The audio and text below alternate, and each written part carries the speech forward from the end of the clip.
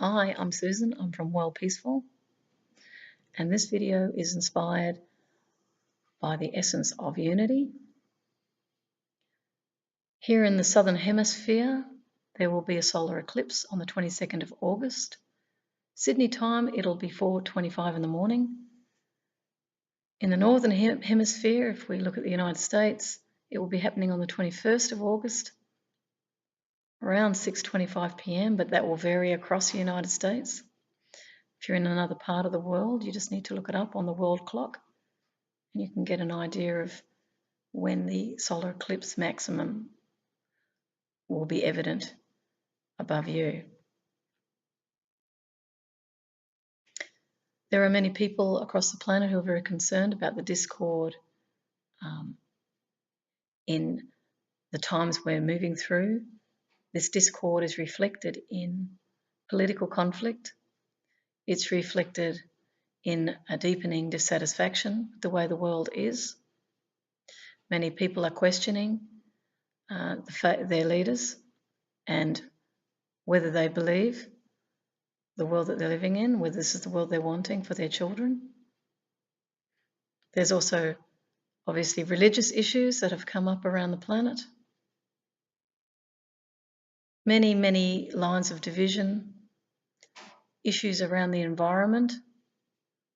Just had some news reported from Greenland in respect of the wildfires there and the melting of the permafrost, which releases CO2 gas. I saw that as actually more important than a violent conflict around the world.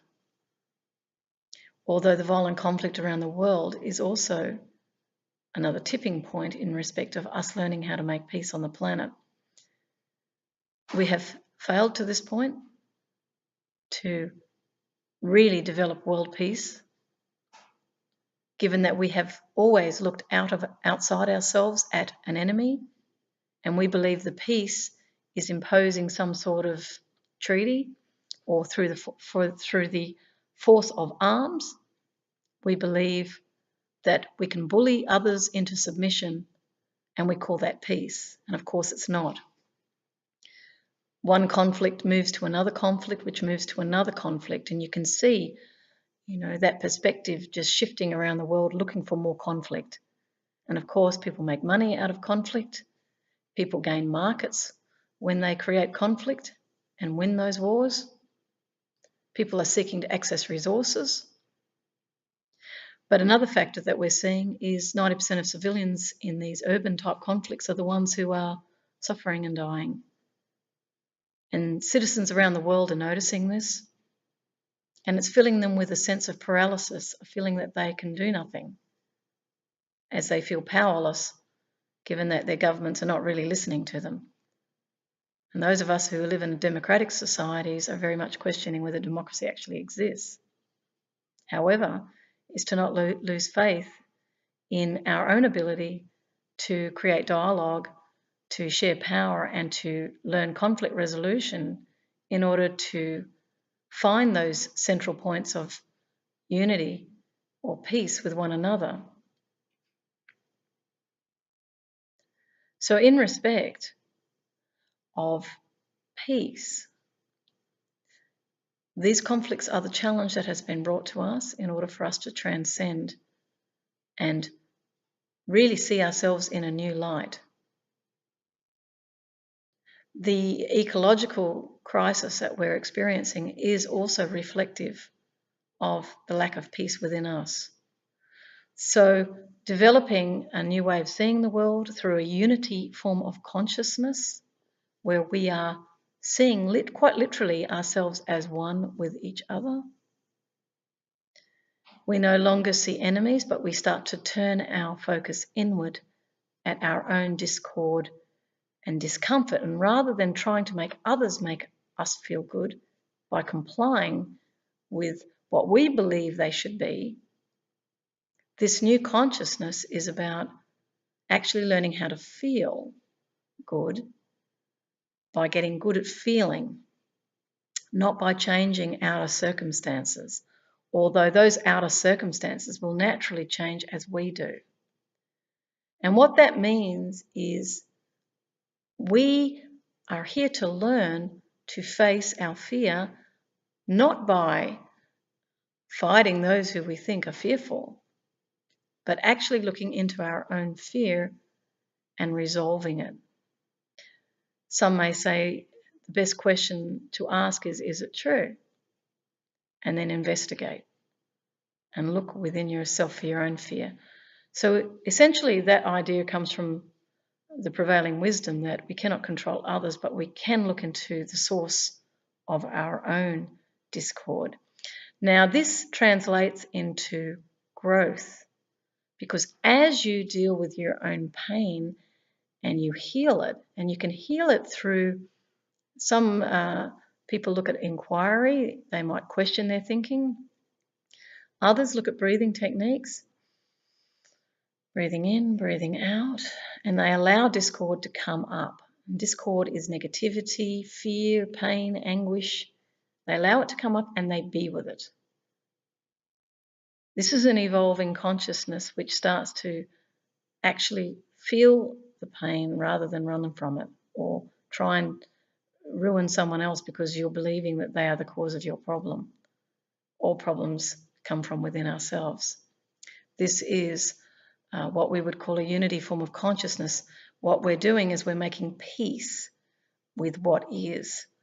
Whatever it is to learn to make peace. So always we're turning our consciousness inward. Now this growth, you could say, is very much like a spiral, and that is going to be the subject of this video tonight. So I'm just going to show you a spiral, a real spiral. Now this is a shell. Now this spiral, as you can see, is expanding from the center outward.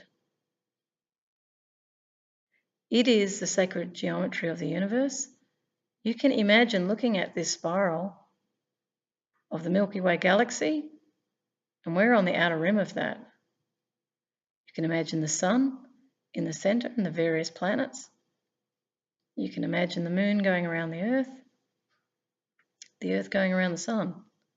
Always it's in a spiral pattern, and it's perfect in its movement. The sun, of course, generates the movement as well as the magnetics inherent within the earth and the magnetics inherent within the sun. So the spiral is the basic blueprint of the cosmos, but it's also the blueprint of us. And in fact, the spiral is about unity. It's about harmony. Nothing's clashing as that spiral spirals outward. It just knows within its own rhythm, when it goes with the flow of its true nature, to expand and expand. And in fact, the universe is always expanding. And of course, Einstein spoke about it reaching a point where it starts to contract back to its source.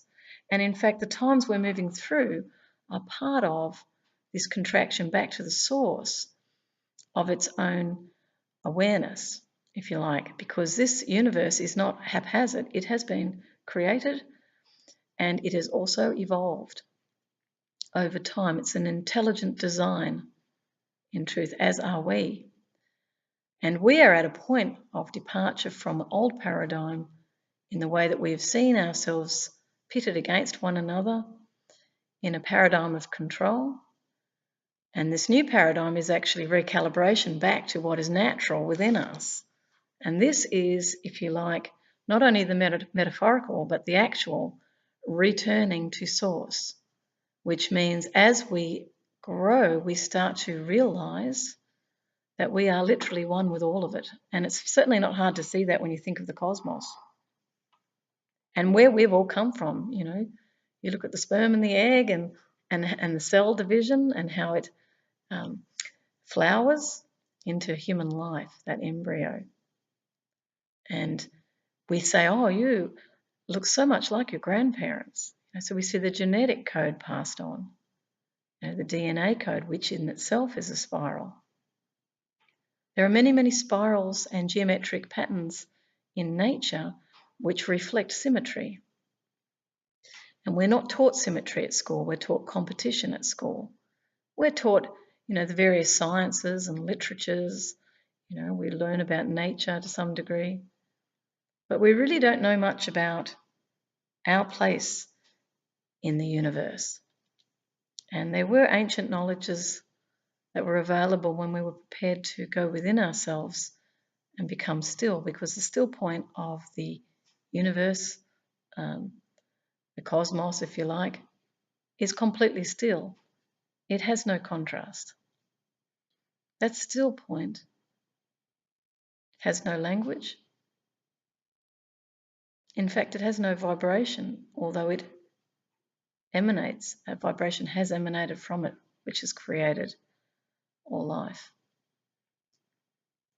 So with that, I might just read an excerpt out of this book, The Mystic Spiral by Jill Peirce. It's well worth looking online for this book. It's brilliantly done. It's an excellent scholarly works. I wouldn't be surprised if it was a PhD, the way it's written. So let's just have a little bit of a look, a peek, if you like, into the magic of the spiral, the mystical significance of the spiral. So I'm just going to really start, not at the beginning, but I'm just taking an excerpt. The simple two-dimensional spiral has a number of remarkable properties. It both comes from and returns to its source. It is a continuum whose ends are opposite and yet the same, and it demonstrates the cycles of change within the continuum and the alternation of the polarities within each cycle. It embodies the principles of expansion and contraction through changes in velocity and the potential for simultaneous movement in either direction towards its two extremities. On the spherical vortex, these extremities, the centre and periphery, flow into each other. Essentially, they are interchangeable. In the relative world, that of space, time, and their corollary,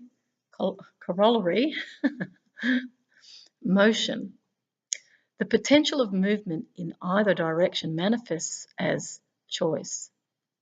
Hence, in 3 dimensions, the spiral may be imagined either as the aspiring upward spiral or the downward vortex. The spiral is inherently asymmetrical. I'm playing with some words here. And any choice of direction along the vertical axis also determines a right or left-handed path. The choice of travelling with or against the sun.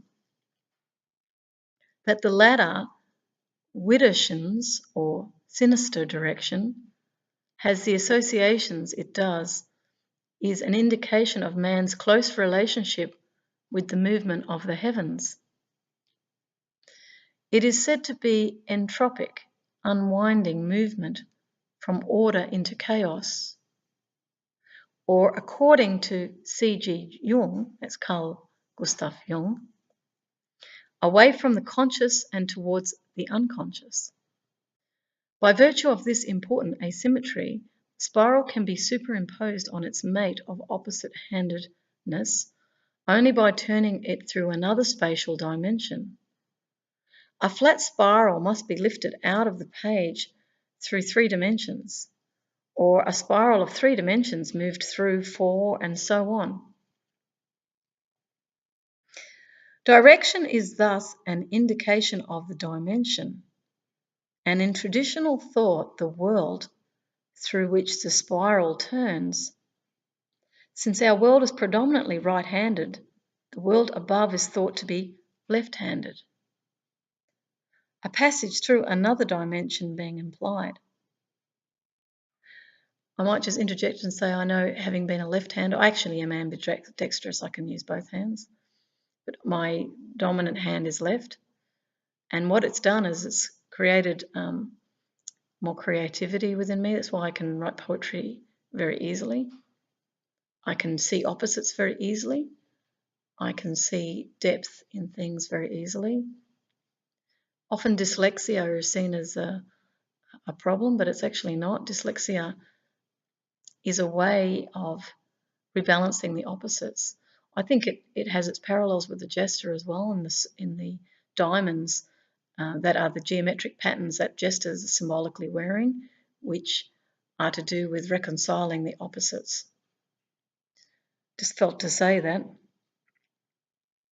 According to the Jewish mystical tradition, the Kabbalah, there are 4 worlds, all of which exist negatively beyond their positive existence. Not until one is outside the relative world of space and time is there an end to the possibility of rotating an asymmetric figure through the next dimension in space to coincide with its reflection. There's also been some statements made that time is actually not horizontal, but vertical. So when people speak of dimensions, they speak of a spiral going up. And those people, and now this is a real departure, so bear with me.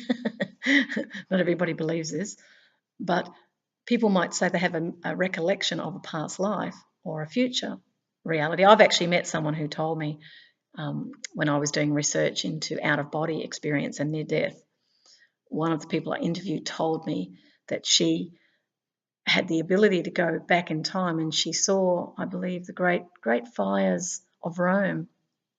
She said she also stated she'd been in the future as well.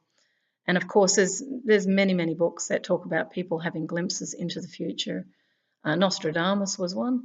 So there's been many mystics and mediums who talk about possibilities that exist, and it's described as a vertical time where dimensions actually move up. So expansion of consciousness rises as one moves dimensions. Now, they often say that the dimensions are frequencies. So you're oscillating faster and faster, so your physical form becomes lighter and lighter in actual fact. So this is why apparitions can exist. So when people pass over, there's often comment that someone has seen them.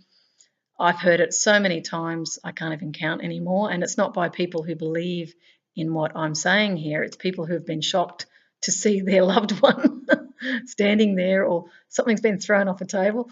So these things do happen, and people tend to shy away from it because it's the unknown, and we get frightened of things we don't understand. But if you start to look into frequency, you can see that life goes on. What the second law of thermodynamics, energy moves. So even in scientific terms, it's not hard to understand that form transforms in truth. So I just wanted to mention that because the spiral is described as that vertical time where we can move between time. And of course, I'm sure Einstein would completely agree with me there that you can move into different time-space continuums. So yes, there's lots of interesting ideas that come from spirals. The universal spherical vortex is perhaps the most complete symbol by which we can map our cosmic journey, as William Blake wrote in his poem Milton. The nature of infinity is this, that everything has its own vortex, and when once a traveller through eternity has passed that vortex, he perceives it roll backwards behind his path into a globe itself unfolding like a sun. This is the heaven, a vortex passed already, and the earth, a vortex not yet passed by the traveller through eternity. Well, William Blake's just reinforcing what I've just said. I haven't read ahead yet. So that's very interesting. Its own vortex. And of course, that made me think of black holes as well. You wonder about the vortex there. So often the metaphysical can be seen when you're starting to focus on what it is you're wanting. They talk about the law of attraction, and they speak of the vortex, where ideas are in that sort of, thought form, if you like, and And then when we really focus, we can make things happen. And that's why people are encouraged to keep focusing on what it is they're wanting, because they are causing it to happen. And we can get very surprised when things come to us that we've been thinking about. Even people ringing us, just been thinking of them, they give us a call. So, we're living in a very fascinating universe full of potential. And the unity symbol is the very essence of this universe or multi-universe, however it's working. So let's have a look at the evolutionary spiral. There are within every one of us 3 stages of knowledge. This is the spiral process by which not only individual man and woman, I will add, but the cosmos itself becomes realized, for it represents the course of evolution.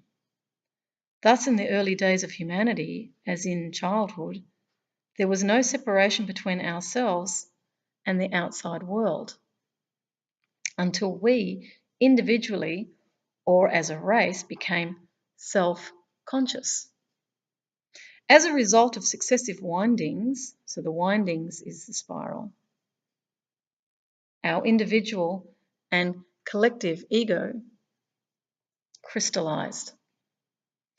And we could see ourselves as subject and as distinct. I'll just turn the page. And as distinct from the world, which became the object of our scrutiny.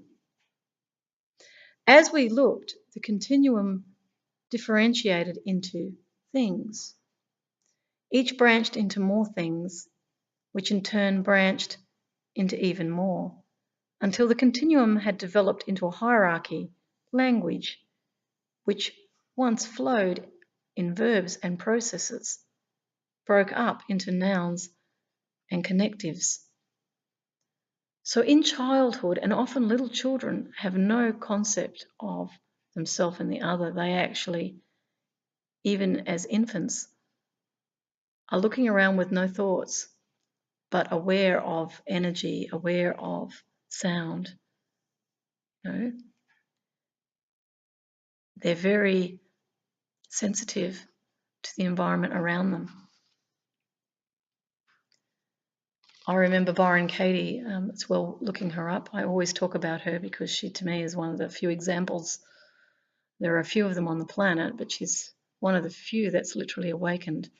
And she herself states that she was depressed for 10 years and then suddenly awakened to regarding everything around her as one. She saw no separation. She saw no labeling of objects. For her, it was all flowing into and out of her. And it still is today, except she said that it's become more normalized in the sense that she's able to speak in terms of herself and another. Yet within her, she's not seeing any separation whatsoever. So she lives in a form of unity consciousness. And what she's offering people on the planet today is what she calls the work, which is an inquiry into all negative thinking, which ends up turning it around. And many people start laughing once they realize that they've projected their own inner world on the outer world. And that's why we have to clean up, if you like, what's going on within us, because we're mistakenly projecting it onto the world and thinking the world is the problem, when in truth the source of the problem is coming from within. So she greets life in a state of unity consciousness, which means what shows up is meant to show up. If somebody steals something from her, her response to that would be, how do I know I don't need this item? It's gone. And then she feels enormous joy for the other who's got it, and she knows that it may well be doing good for someone else. When she had Fuchs dystrophy, which was like razor blades in the eyes, in this state of consciousness, she's feeling enormous joy whether she's got it or not, even though it's extremely painful and she can barely see. But what she marvels at is her husband helping her with things, and she sees him as part of the universe, that she's guided. She believes that whatever is happening is exactly what's meant to happen, and she does not resist it at all. This is a person who has absolutely no fear She said, you know, dogs, attack dogs came up to her snapping and growling. She, in her own peaceful way, just allowed them to escort her to the top of the drive. She could not project them biting her. Someone put a gun at her side and said, I have to kill you. She was looking up at the clouds, not missing one moment of now in that scenario. And she just turned to him and said, don't do it. She didn't say it because she cared about dying or not. She said it because she knew he would suffer. Because you can never feel good about killing someone when you're living in a separated state. She lives in a unified state, so she just waited. She was at peace, felt love for him. He unclicked the gun and walked away. And what you'll find is when you make peace with life, you will naturally go into that unity consciousness. It's very, very powerful. So Jill goes on to talk about the third stage for the individual is that of intuitive knowing or enlightenment. See, that's just come up and there we go. In which subject and object again become one. In collective terms, the return to a continuum implies not only the need for a new language, like that which physicists are trying to develop, but that the analytic and quantitative world is winding itself into a new simplicity. At the widest extent of the spherical vortex, the turn is long and slow before we are gathered up into the momentum of the contracting vortex of collective enlightenment. And that's where we're at right now. They talk about the expansion of the universe, and we reach a point where it turns around and it spirals back to unity, or to 0 point, some people call it. Each person who is integrated, realized, and truly individualized becomes universal. And the extremity of differentiation of individual consciousness leads back into the totality. In this spiral, every one of us all over the globe is like a light becoming gradually brighter until there are so many and so intense that there is one light, the light of cosmic consciousness, or what Teilhard de Chardin has called the psychical convergence of the universe upon itself, the omega point, the alpha and the omega. I'm just going into that for a moment. Integration, of course, this awakening across the planet is all about integration. So this is not, a movement that's been, in a sense, orchestrated to overthrow something. This is a natural. I'm sort of feeling not to say the word movement, even though it's energy in motion, which is emotion. There's great feeling associated with this awakening consciousness. I felt it when things were happening for me, I felt it as an expansion. And I knew I couldn't go back to my life as an economist or a market analyst. When I shifted into a metaphysical awareness, the knowledge of all these things was still there that I'd grown up with. But the expansion into a larger world view, if you like, or cosmic view would be a better way of saying it, changed everything. It's actually not possible to go back in that sense. So once the expansion occurs, it occurs.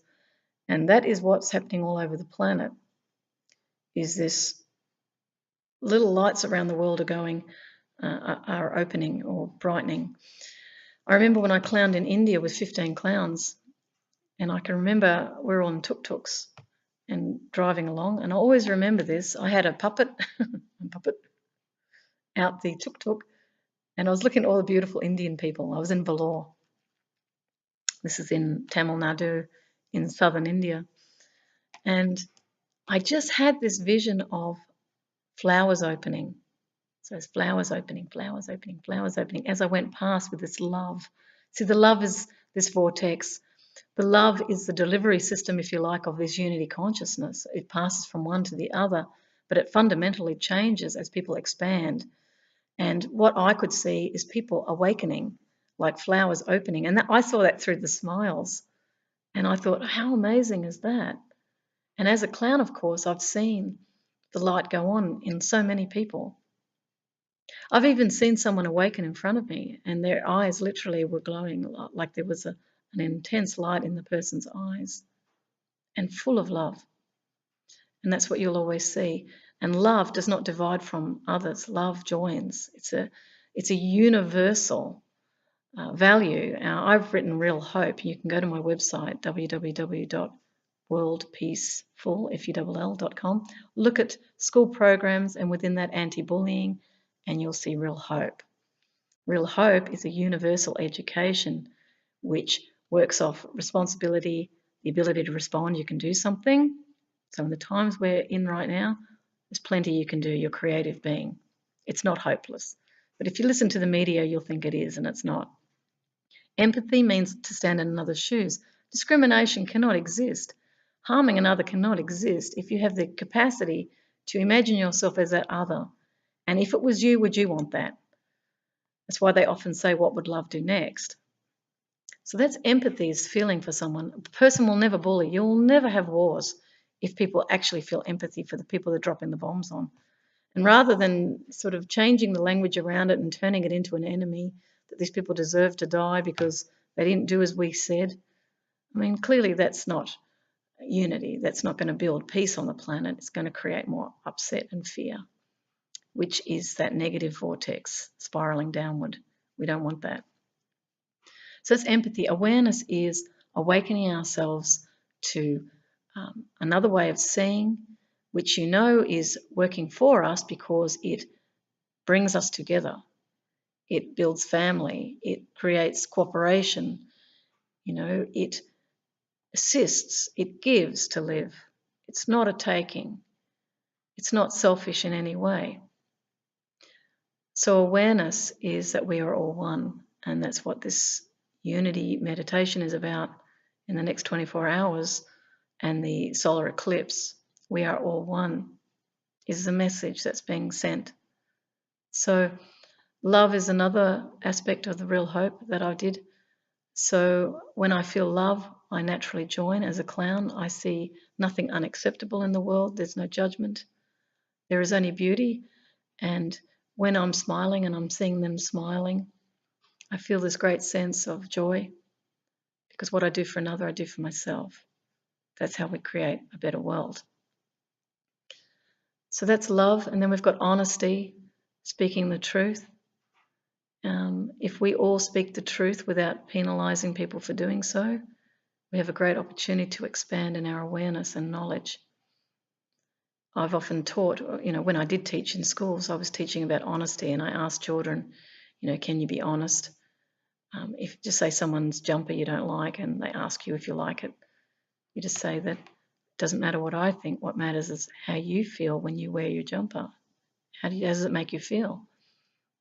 That's honesty. So we can deliver the truth in ways that's not harming anyone. And my hope would be that we will speak the truth if we see harm going on, but do it in a way that's gentle, do it through creativity. But visibility is the highest love and respect, is when we're completely transparent with one another. When we're lying and deceiving and holding secrets, what we're doing is we're disconnecting from that other, and that creates disunity and disempowerment. And this is what divides our world and causes a lot of discord emotionally for people. When we look at oneness, so this is Real Hopes. Oneness is that we're all one breath, one family, one life. Peace is the yin and the yang, and it is the unifying of the opposites or the contrasts. But it's accepting that the contrast exists. So you make peace with the contrast, meaning something different from you, you make peace with it and say, well, everyone has a right to their opinion. Different cultures do different things, and it's not for me to judge that that's right or wrong, but that's just the way they do it. I could perhaps gently suggest to them that we've done this and it works, but I can't condemn anyone. That's not a peaceful approach. Peace looks for the good in everyone because everyone is good at their essence. It's just that they've learned things that have taken them away from their true nature. And in ignorance, they are playing out scenarios that cause harm. If they knew, they wouldn't do it. Therefore, we know that they're obviously in confusion because they're doing it. So enjoyment is the next one, which is the clown, and it's a symbol of alignment of your inner truth, produces a sense of joy.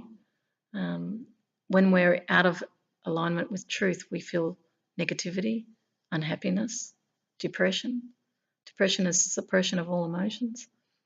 We have to learn to speak up, speak out, express our emotions, but in ways that's non-violent. We do no harm through that. We don't say words that are unkind. We don't tear people apart. We just speak our truth to the best of our ability, and certainly attempt to do no harm with that. So that's real hope, and the S is service. So naturally, when we align universal values, this is like the spiral vortex that unifies and ascends. We will naturally feel one with all of it. So these virtues are, in a sense, innate. We were born with them. And when we align with universal values, that becomes the spiral vortex, which expands our life very fast. If we stay in the negative, which is part of the learning anyway, it's not a bad thing. It's just some people may choose to stay in frames of mind that are negative and harmful, but the pain will eventually move them towards an enlightened attitude, and hence the universal is enlightenment. It's a fully awakened state of being where you know your oneness with all life. So the next part here talks about the breathing cosmos. Because any description of the absolute must be limited, we're able to reveal it only by using symbols which cut directly through all the layers and windings of our consciousness. And I'll just show you this book and the images that are here. Can you see the spirals? You can see the vortex, the two spirals connecting, the yin and the yang, the light and the dark movement. Then the next one is a universal. This is to do with oneness, and the 0 point in the center, and then the circle, which is unity. So always it's working off the circle. There is no space here to do more than touch on the profundity of these symbols, but they will be referred to throughout. Each is unity, either as the point or the circle.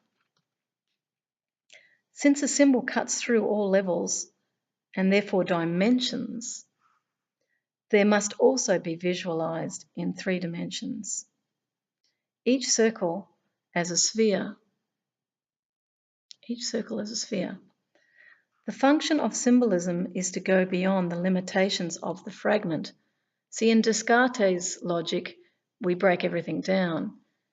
In this type of symbolism or sacred geometry, it's actually about the whole. So she goes on to say the limitation of the fragment and link the different parts of the whole, or alternatively, the worlds in which these parts manifest. These worlds are successive windings of the spiral. Each symbol is a link on the same frequency with the world above, a vertical bridge between objects within the same cosmic rhythm on different planes of reality. Interesting, isn't it? Hence that vertical. Remember, I was talking about different planes of reality. In other words, each symbol links up with its correspondence on the next spire. On a flat spiral, each point of intersection between a radius and the successive windings would be the successive manifestation of a symbol, traced through the respective worlds from the densest to the subtlest level of cosmic manifestation. We, like Plato's prisoners in the cave, can see merely the shadows of the images of the real objects, which themselves are only the manifestations of the ideas and archetypes, and she has in brackets, or immutable essences. In other words, even the originals, let alone the physical manifestations of nature, are but symbols of the metaphysical realities. Interesting.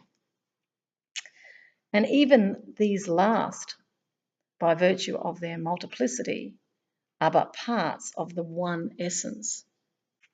And that's what the unity consciousness is talking about. It's accepting all the aspects.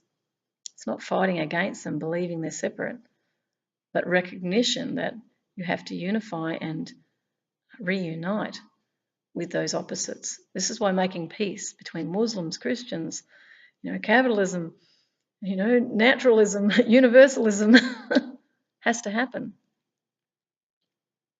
We don't fight against. It's the resistance that holds firmly in place the very thing you don't want. That's why when we push against, we embed the problem. So when you're fighting or resisting, you're actually giving attention to that thing that you're not wanting. The law of attraction talks about a well-stocked kitchen, and they say that everything in the universe is in that kitchen because there's possibilities that you can choose from, infinite possibilities, depending on how you choose to use consciousness. Now, let's just say, in her example, this is Esther Hicks, she talks about the Tabasco sauce, that you don't want it in your pie. And the answer from a universal perspective is, well, don't look at it. Don't focus on the Tabasco sauce and you won't get it in your pie ever. Focus on what it is you're wanting. So that sort of philosophy says, if you're wanting a certain outcome, focus on the outcome. Don't focus on the problem and keep focusing on it. We do this with terrorism. We do this with fear around ecological collapse.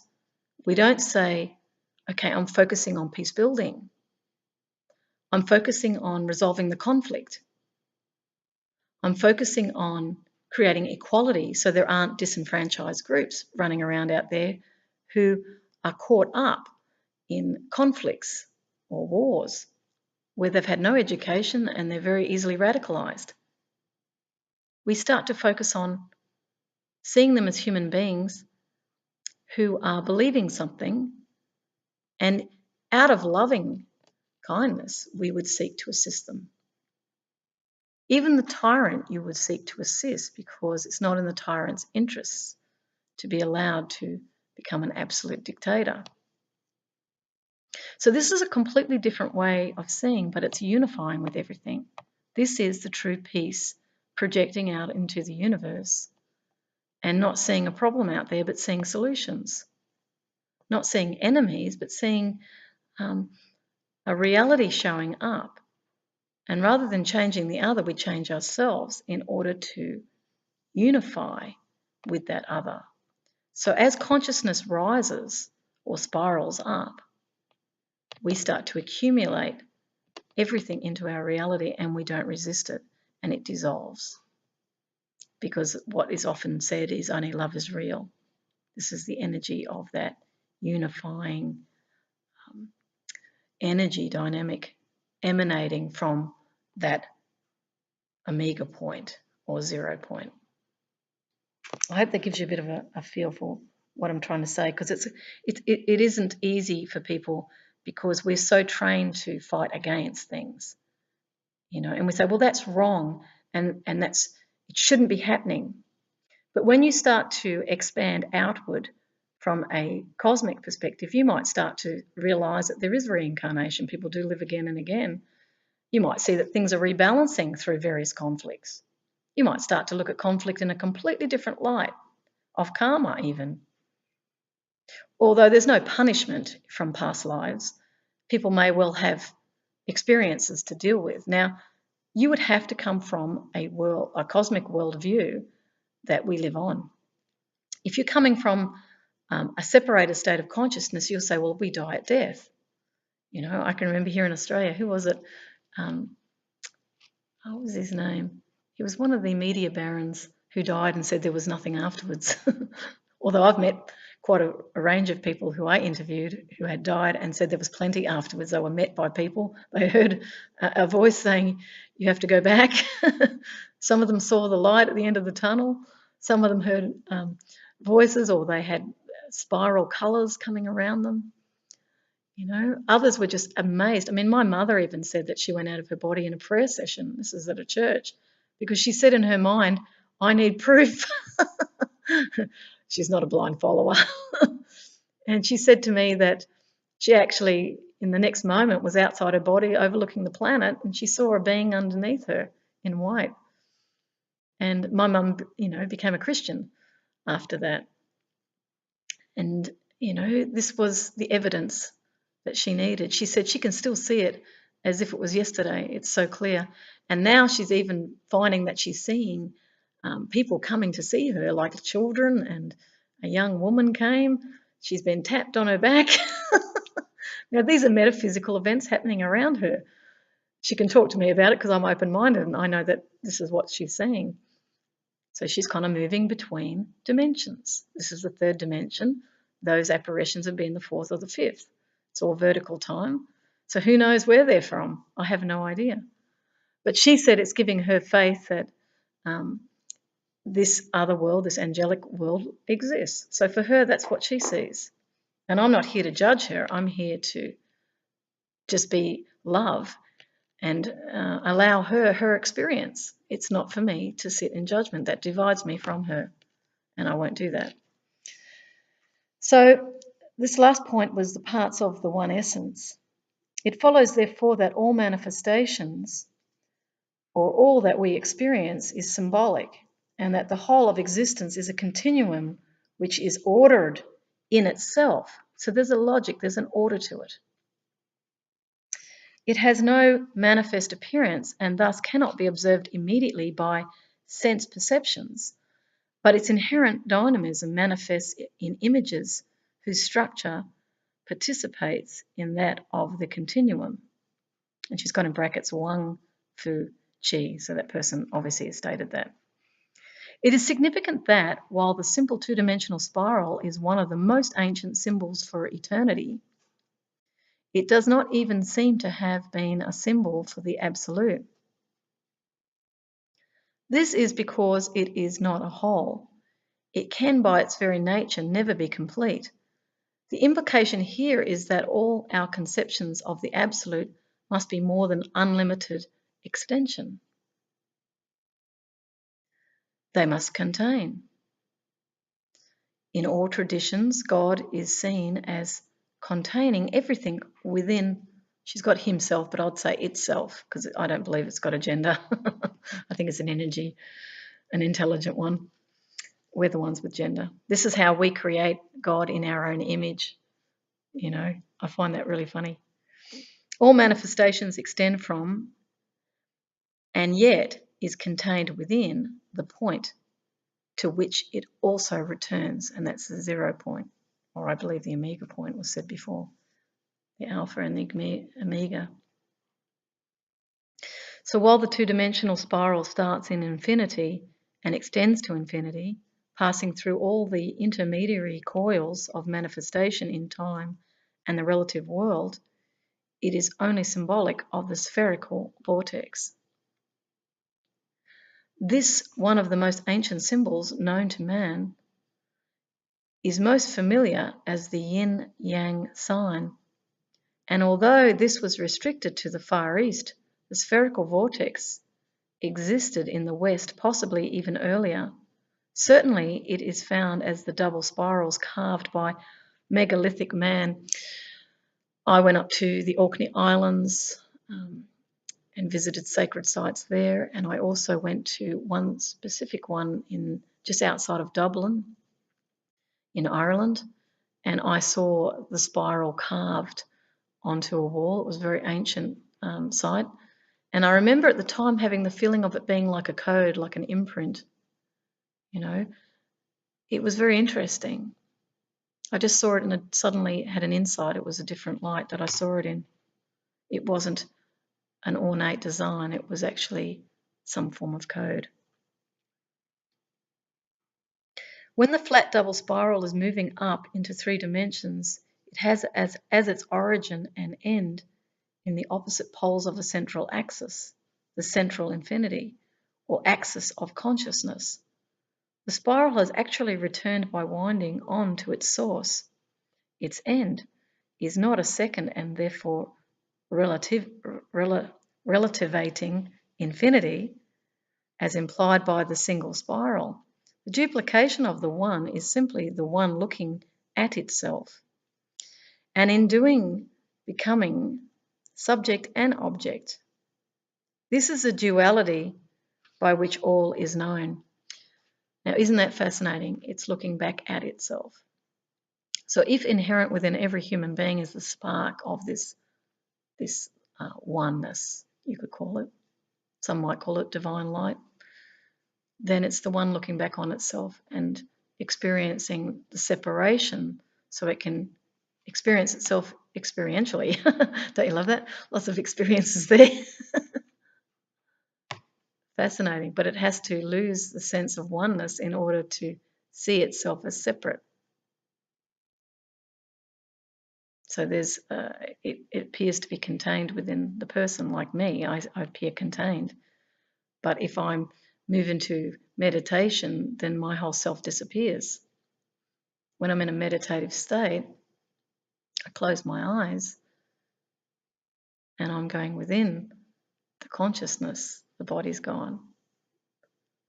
And when I resonate with other human beings, I can feel that oneness. Whenever I'm in my universal values, I join with that other.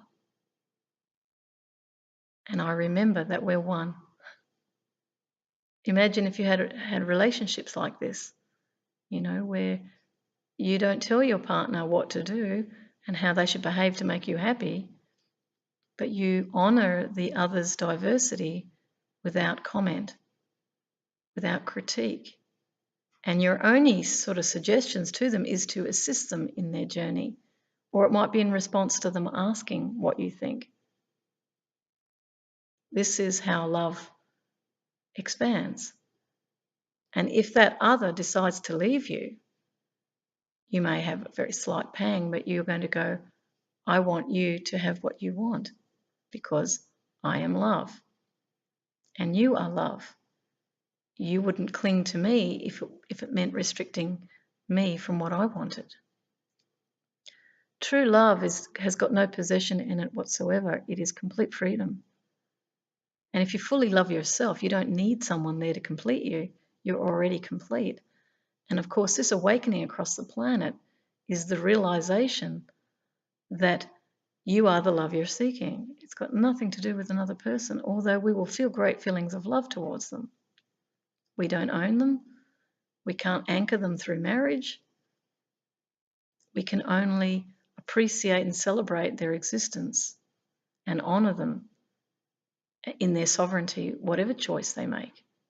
See, this is the depth of what love really is, and it's not understood in our world. Many people living existences with one another in quite desperation, bonded to someone in a way that feels imprisoning. Love and marriage is not about imprisonment if love is the true essence of that union. You don't need a marriage to have that union. It's sanctified by love, you see. And for all religions across the planet, they all say that God is love. Well, if that's true, then love sanctifies. If you're holding on to someone through a form of marriage so you're not alone and you can have access to sex, that is not sanctifying that union. That is using another for your own gratification. That's where selfishness comes in and hence separation. So going back to this oneness and duality, keeping this dual picture in mind, we now have a third element, relation. This distance between subject and object is knowledge. Hence, in Japanese, the word meaning to understand, wakaru, literally means to be divided. On the Kabbalistic tree of life, this space is actually called knowledge, or dat, and is the invisible point on the central axis between the crown, what they call kether, I am, and truth, teperet, I am. It is understood as the link. There's another language being spoken here, which I can't really read. It sort of says, it looks like ich, asther, ea, I am subject, that I am object. Didn't really understand that well. This third principle is the mirror of consciousness by which pure being looks at itself. Fascinating. And of course, you don't know that you're pure being looking at itself. You just think that's another person and they're annoying you. But in actual fact, that other person in a unity consciousness, you would see as a teacher of sorts who's come to help you to find your discord. It's interesting, isn't it? The soul itself, they say, has mapped out this existence for a purpose. So someone comes to you and gives you a difficult time, it's probably been agreed to at some higher level. And when I say that, I'm talking about in the non-manifest. This might be getting very esoteric now. Sorry. Meaning on the other side when you're not with a physical body. Don't know how else to say that. Anyway, so from that perspective, it means there are no enemies. It means there are only helpful teachers coming to help you. But sometimes we can see ourselves as victims and we may wish to blame another person for how we feel. But in truth, from this unity perspective, it's about getting good at feeling. And if anything's coming up, it's probably some sort of pain that you've had from your earlier life. So when you look at it, sit with it, question it, you dissolve it. And that gives you the expansion, which gives you a sense of more love, which brings to you more love, because as we put it out through the law of attraction, it comes back to us. That's kind of how it works. And in a sense, it's going out from the source and coming back to the source. And of course, you are the source. That's why they say that the source of all love is within you. Everything is within you because you are part of it. I hope that helps. It can get complicated, I know. So it says here, this third principle is the mirror of consciousness by which pure being looks at itself. In the Islamic tradition, it is said, I was a hidden treasure and I love to be known, so I created the world. On the spherical vortex, the hidden treasure is the point of origin in order for the one to be known. For there is to be consciousness of the treasure. By the treasure, the world was created. The cycles of becoming, the rounds of existence spiral on and reveal their source by the creation of a vantage point. From its own opposite pole, the source may view and hence be conscious of itself. The separation of heaven and earth gave the light of consciousness by which all is seen and known. And really metaphorically in the Garden of Eden, the snake was really speaking through the woman's ear about wisdom. Snakes tend to be symbolic of wisdom. Although it may not be seen that way, I don't know. There could be different interpretations. But the fall was really the fall from unity, consciousness to duality. That was really the fall into the garden. This is the earth. So it goes on to say, the cycling becoming appears in mythology as the protecting serpent, funnily enough, isn't that interesting? Or dragon, which crawls around the world tree or mountain, the central axis, the axis mundi. This dragon is also the world of illusion. Interesting. The coils of manifestation which the hero must destroy on his quest for truth. For the treasure, the incorruptible diamond of the self, at the still point, is the mist of things. And this quest of truth is also the fool's journey. She's talked about the soul's journey in this book. I talk about the fool's journey of the fool stepping off the cliff of uncertainty and understanding that life is going to give them something to stand on. So the next step is solid ground. The next step, even though you look like you're walking in thin air, In other words, the trust that something will come. For example, if you're homeless, you might say, well, I'm going to be, without money and in a tent or without a home. And then something comes, an idea comes, and you create another path. You create another platform to land on because you are the creator of your existence. And I've certainly lived this way. I'm living this way now. And you just know that something will create. You're always supported. You're never in deficit, ever. And in fact, the great wealth of knowing this is to be able to trust life, because I am one with life. I'm not separate. I'm not lonely, because I'm one with all of it. So this is really fascinating. The separation of heaven and earth gave the light of consciousness, which all is seen and known. So I've talked about that. This theme recurs in a more or less explicit form in most traditions.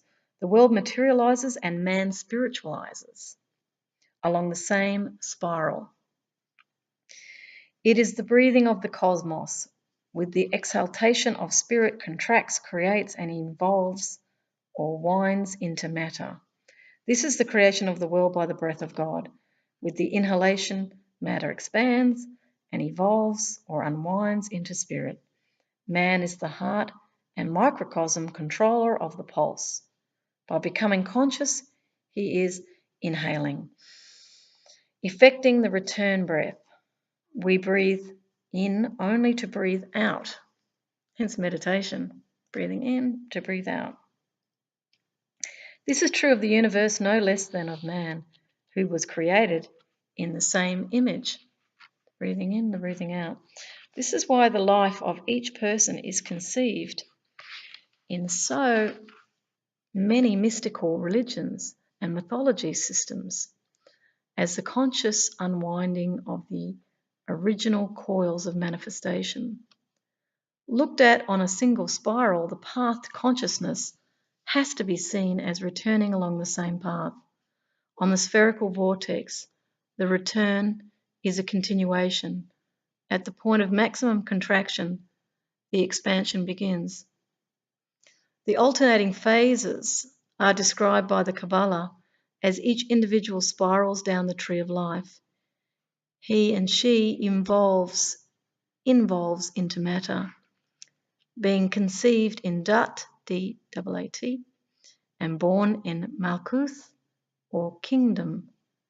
He thus brings heaven down to earth at the moment of birth, at which the point the process is reversed. And through life, he spirals back up the tree, evolving or aspiring into spirit. He takes earth back to heaven, remembering in consciousness his original path.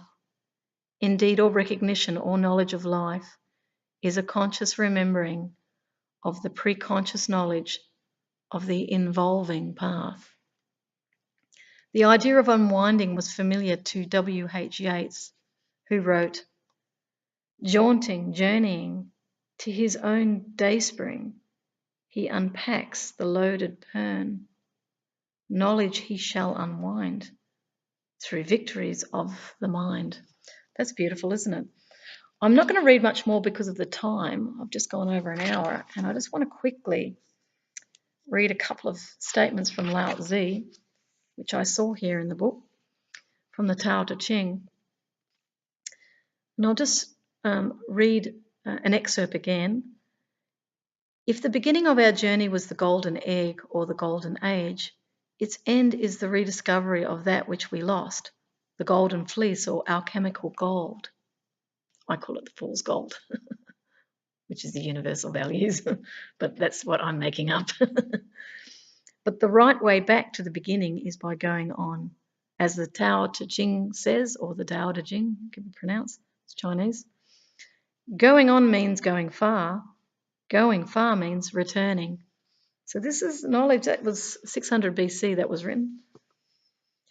I want to read another small bit by Goethe, who's a German philosopher. The goal is at once a perfection of and release from the self. Although these can be two distinct aims, it is also through the knowledge necessary for perfection that there is a release. The annihilation of the self in God, which is the eastern goal of nirvana, is also the release from the coils of maya or illusion, the rounds of existence, and hence the passage from the spiral onto the central axis. The center in the midst of conditions, which is also the realization of the source in one's own being. Now, this is a quote from Goethe. For what the center brings must obviously be that which remains to the end and was there from eternity. This is Goethe. So look, that's really interesting. I know that there's another little bit that I want to read too just before I finish. Again, from the Tao Te Ching. I think that's a good one to finish on. And I'll just read from the paragraph before. From this axis, like the hub of a wheel, everything extends, radiates, and rotates spirally. The entire universe, with all its spatial and temporal states, is but the spiral manifestation of the still center. As it rotates, it expands, and while still rotating, it contracts and disappears to the source whence it came. Through meditation, man puts himself in the position of the whole, of which he is a symbol. His meditative activity stimulates the activity of the whole. The Tao Te Ching instructs us, push on to the ultimate emptiness. Guard unshakable calmness. All the 10,000 things are moving and working, yet we can see the void whither they must return. All things, however they flourish, turn and go home to the root from which they sprang. This reversion to the root is called calmness. It is recognition of necessity, that which is called unchanging. Now, knowing the unchanging means enlightenment. Not knowing it means going blindly to disaster. And that's a very good point to finish on. That's Lao Tzu. Because that's where the world is at right now. It can either find its center, return to the center, and know there's nothing to fear, and that love is real, and start to focus there. Or we can forget the root of who we are and go blindly towards disaster. So this unity consciousness that will be generated in a spirit of unity with thousands of people around the world in the Northern Hemisphere on the 21st of August, check the times where you are. In the Southern Hemisphere on the 22nd of August 2017, 4:25 if you're around Sydney, Central Coast. This is the time for us to come together to send out this vibration of universal love. This is what will shift the future, and it is a real manifestation that can take place. So if you've listened to me to the end here, and I hope that you have, and if you have, you were meant to, because if you have, you're actually coming with us on this journey back home. Ultimately, everybody will, but they'll come at different stages. For those who have listened to this right now, you have been invited to this meditation tomorrow in the next 24 hours. And you will be generating this unity consciousness, which will change the future. So with that, I send you love, peace, and unity. Enjoy the solar eclipse. It is the perfect circle of oneness. Bye.